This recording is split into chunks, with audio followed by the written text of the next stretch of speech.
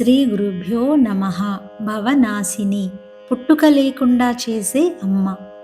అసలు నీవు పుట్టనే లేదని తెలియచేసే అమ్మ.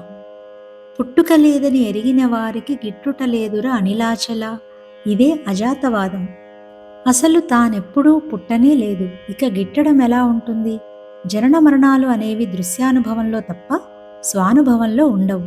ఈ ఆధ్యాత్మికంలో అనుభవమే ప్రమాణం. పుట్టినట్టు నీకు అనుభవం లేదు కాబట్టి నీవు పుట్టనే లేదు. మరణానుభవం ఉండదు కాబట్టి నీకు మరణమే లేదు. జననం లేదు, మరణం లేదు, రెండు లేదుల మధ్య ఉన్నది కూడా జీవితం కూడా లేనిదే. జీవితం స్వప్న సమానం, ఉన్నట్లు కనిపించే లేనిదే.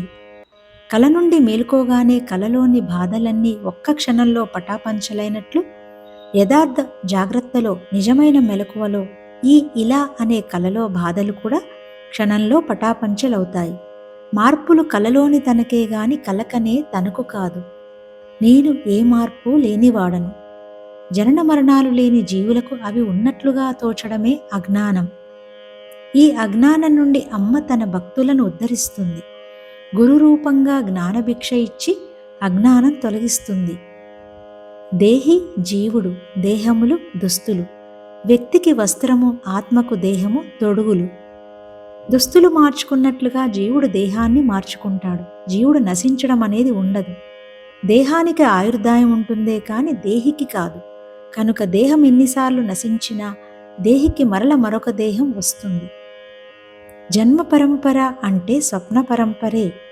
కలలు అనేకం, నిద్ర ఒక్కటే. జన్మలు అనేకం, అజ్ఞానం ఒక్కటే.